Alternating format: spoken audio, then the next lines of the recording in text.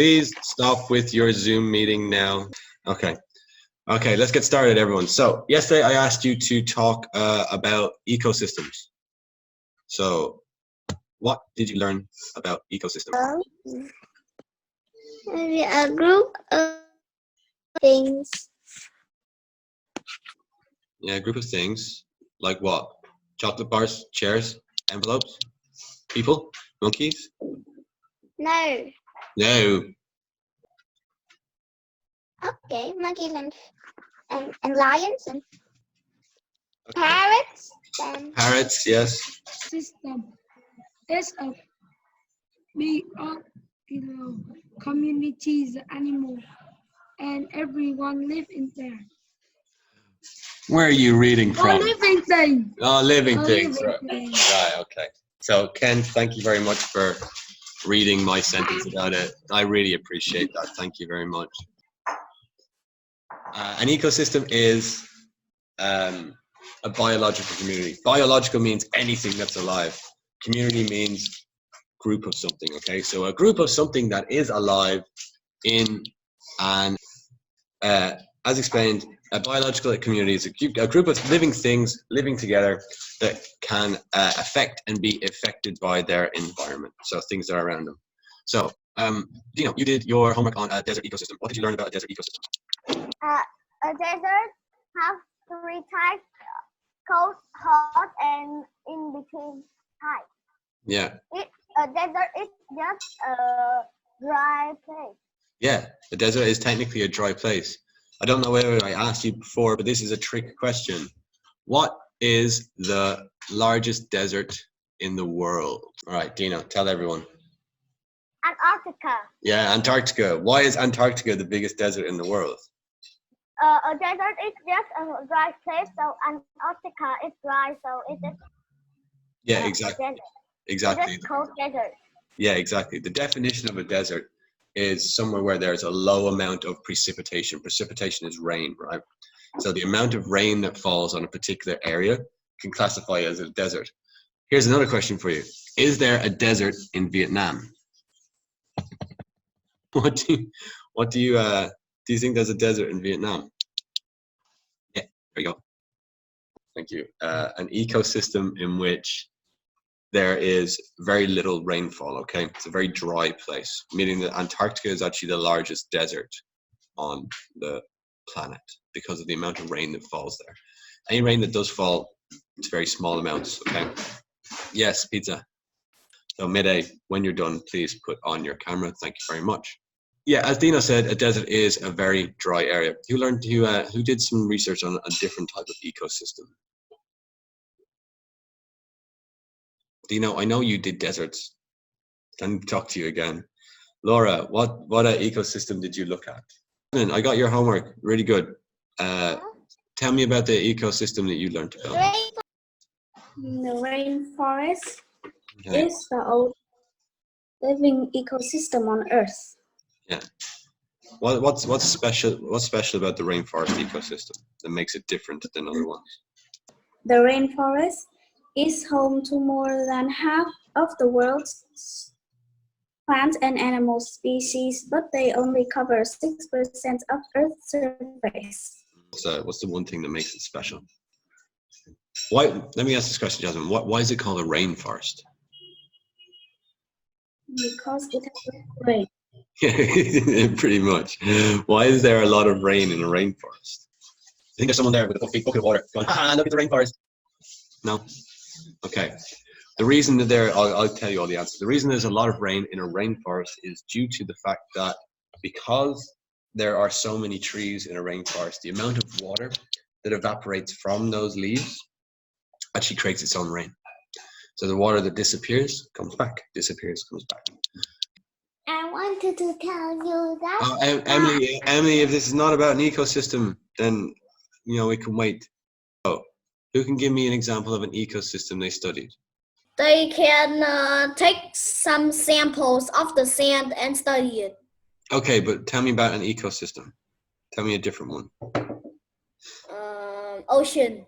Ocean, okay. What's so special about the ocean ecosystem? There are lots of animals there, Okay. and the oceans take 70% of the Earth's Okay. space. Good job. So if I was to ask you what's the difference between a river and an ocean, how are those two ecosystems different? Because the river is the ocean is salt water and the river is fresh water. Good stuff. So You can yeah, that's cool. So what I really want you to understand here is that ecosystems are completely different. Okay, we're going to talk about this later on about the different types, but what I need you to understand is that those slight differences in ecosystems, whether it's the desert, even in Antarctica and the Sahara, you talk about the ocean difference between like the Pacific and the River Nile. You talk about rainforest and forest differences. You take the Amazon and you take the forests. I don't know a name of a big forest, Bavi. Okay, so Bavi National Park, just past Hanoi. Think about the forest there. It's completely different to the rainforest in the Amazon, right? The reason I bring it up is that because those ecosystems are slightly different, what you have is different animals, different adaptations, different things live there. So this is what I want to get you to understand, okay? So what I'm going to quickly do is I want to go through just these explanations again, okay? So to make sure you fully understand.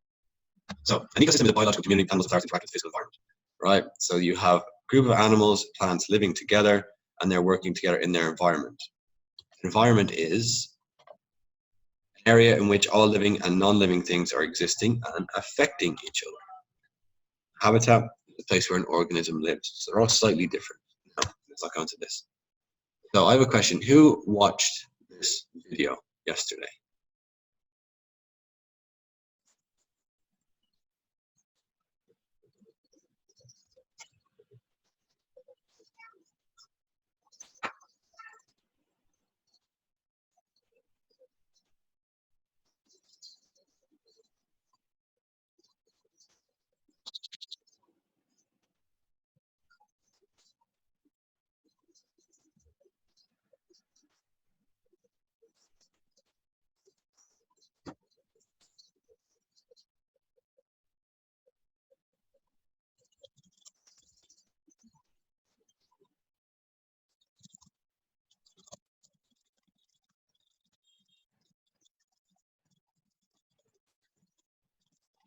Okay, so let's talk about the frog. Lily, what do you think about the frog?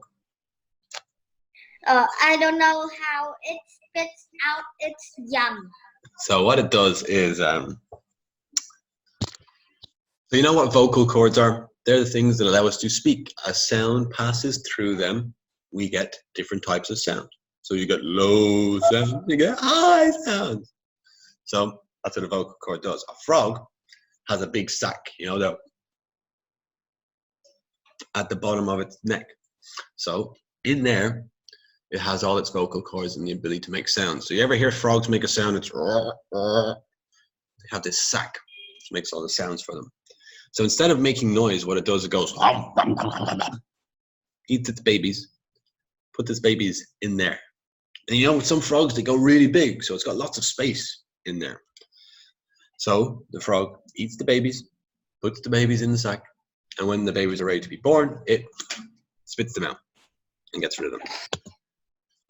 Why it is gray? Aha, now there's a good question. Dina, what did you think of the frog? We're going to come back to that piece in a second. Now, Laura, what did you think of the little froggy? Interesting. Okay, so that is a weird animal adaptation. Now, I'm going to ask you some questions about this video. Look at where the tadpoles are. What other animals live where the tadpole and frog lives? What other animals live there? Like the baby frog cannot be green like the frog. And we'll talk about that now in a second. Okay, so Ken, let's answer the question about what other animals live there. Please, thank you. Snake. Snakes. Okay. What other animals did we see? Bill, there's two types of animals eating the tadpoles. What were they? Insects and fish. Okay, there was insects and fish eating the tadpoles. Now, these animals are a part of the ecosystem as well. So if you're looking to think about why does the frog do this, frog does this to protect its young from being eaten by insects and fish, right? Now, thank you. So, Pizza, you asked the question, why is the frog that color, right? Who can have a guess? Who can tell me why, or tell Pizza why the frog is that color? I think it gives the color to camouflage, so predator don't eat it. Exactly. So, the reason the frog is that color is because it's camouflaged. The reason the little frogs don't have that color is because they haven't yet grown. Now, if you were to think about the habitat of that frog, it lives next to a pond, it's got mud, it's got leaves, has all these things. So what it's done is it's changed the way it looks in order to survive in that environment, okay? And that adaptation allows the frog to survive. The other adaptation of swallowing its babies and spitting them out when it's ready is, again, that's another adaptation to allow it to survive in the ecosystem and the environment that is around it. Pizza and Dino. So I've had to say your names I don't know how many times in this class. Your parents will be getting a summary about what you've been doing. I don't appreciate it. Pizza, yesterday you were also causing a lot of distraction in class, so I'm not happy with that at all. What we need to understand is that there's 5 main types of ecosystem. There's other types of ecosystem inside those ones, but at the same time, these are the 5 main types, okay? So you have forest. Now in forest, you can have normal forest, you can have rainforest, grasslands, you can have wet grasslands, you can have dry grasslands like savannas. A tundra is cold areas, right? So in colder areas, you can have Arctic, you can have boreal, but they're all falling under that kind of tundra, colder area ecosystem. Then you've also got freshwater and marine. What's the difference between freshwater and marine? You can tell me the difference. Who have I not heard from today? Oh, Monkey, you've been uncharacteristically quiet. What's the difference between freshwater and marine? Freshwater is marine water is salty and freshwater is sweet. Exactly. Okay. What's the difference between the amount of animals that live in freshwater and seawater? Jon Snow. Difference between animals that live in freshwater and saltwater. Okay. Animals that live in freshwater and saltwater live in different places. Yes, you're not wrong.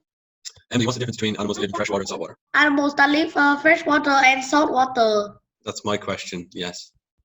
Because animals that live in freshwater live in freshwater, and animals live in saltwater live in saltwater. Okay, right. Let's try this. Let's ask this question. Could an animal that lives in freshwater live in saltwater? Annie, can an animal that lives in freshwater live in saltwater? No, because they don't, because maybe their food will not be in the fresh water, and they can't adapt it. They can't adapt to the environment. Dina, why do you think why do you think fish that live in saltwater why do you think fish that live in freshwater cannot live in saltwater? Because fish, I don't remember for sure, but fish live in freshwater need to have salt, and their body makes salt, and salt water takes out salt. So if the freshwater fish live in the salt water, it will make too much salt and will die. Yeah, they'll make too much salt and they'll die. Now, let's try it the other way around. Can an animal that lives in salt water live in fresh water? Animal that lives in salt water, if it moves to fresh water, it will explode. Because the fresh water make the cells of the saltwater animal making them bigger than big enough to the animal to explode. No, it's not true, Pizza, whatsoever, unfortunately. Yes, an animal that lives in salt water can survive in fresh water, is the simple answer. Fresh cannot go to salt, salt can go to fresh. If you want to have a look into it, have a look at saltwater crocodiles. Saltwater crocodiles can live in the sea, but they can also live upriver as well. They don't just explode when they go into a river, which would just be ridiculous. And it'd be kind of funny. I'd see a lot more interesting videos about exploding animals. There'd be a lot more people throwing animals into rivers to see them explode if that was the case, but unfortunately it's not. So no, say a tropical rainforest, a temperate rainforest, and then a coniferous forest. So like, this is like tundra. This is kind of like Vietnam, and that's like the rainforest. Why do I have 33 chats? She's already seen this recorded. She's already seen me say your name 7 or 8 times in order to like stop being distracting in class. So would you like me to send her the chat as well? What do you think the main differences are? There's 3 main differences. Dina. A carnivorous forest. Coniferous. Has cones, basically, no flowers. So 3 main places are, like the major differences are the weather, the inhabitants, and the location. Now, what I mean by inhabitants, I mean that by the animals that live there. If you were to take Australia, right? Let's use Australia as an example. Australia is warm, it's really big, But the animals there are like no other animals in the world, right? They're mostly marsupials. The only other marsupial that lives on mainland somewhere else, as far as I'm aware, is the opossum, which lives in North America. There's probably some other ones I don't know of, but it's the only one I can think of off the top of my brain. All the animals there are like very, very specific. Look at a platypus. Platypus is a strange animal, but it's only found in Australia. You get lots of weird animals there that you do not find anywhere else. So the ecosystem is dependent or determined by these strange animals that live there. Whereas if you take things like Canada, you've got moose and you've got these really, really big animals. There's lots of space for these animals to live, right? So the animals tend to get bigger. So all of these things define ecosystems in some small way. And this is what I need you all to think about when you are going to do this next section, is that when you are thinking about an ecosystem, think about the differences of that one compared to another one. For example, if you were to think about a rainforest and a forest, in a rainforest you have things like monkeys, but in a normal forest you have squirrels. They both live in trees, they both kind of eat fruit, and they both get chased by predators. There's a difference, right? Even though they're more or less the same place, I need you to focus on those smaller details which makes them different in some small way. So I'm going to introduce this project to you, but I don't want you to do anything on it as of yet because you still have your plant adaptation one to finish. So what I'm going to explain to you quickly is that when we get the plant adaptation finished, we're going to start focusing on ecosystems. We go, what are they? Where are they? Give me an example. We're going to talk about animals and their adaptations and probably plant adaptations as well. But for you guys, we won't do too much on plant adaptations. We've done way too much on plant adaptations. I'm not going to say adaptations anymore. So what are they? What are some examples and how animals and plants work together? And also how we change ecosystems. What can make an ecosystem change and how can we prevent it? So what we'll do is we'll make a book about ecosystems and animals adaptations for those ecosystems as well. But first thing we want to do is get the plant one out of the way. So I want to quickly see where everyone is with their plant adaptation book or poster. Who's finished? Let me see that first. Lily, you're finished, yeah? No, but I am not finished about researching more. I haven't put it in because I'm trying to find more space. Okay, perfect. I'm about to finish, but I still need a little bit more information on the cacti stem. Okay, well, let's get started, okay? A lot of time. Right, okay, you have 2 days. Dino, Monkey, how's your going? Fine. Working on it. Annie, I don't think you were here for most of it, so don't worry. Minnie, you nearly finished. I'm guessing you're probably finished. You the coronavirus.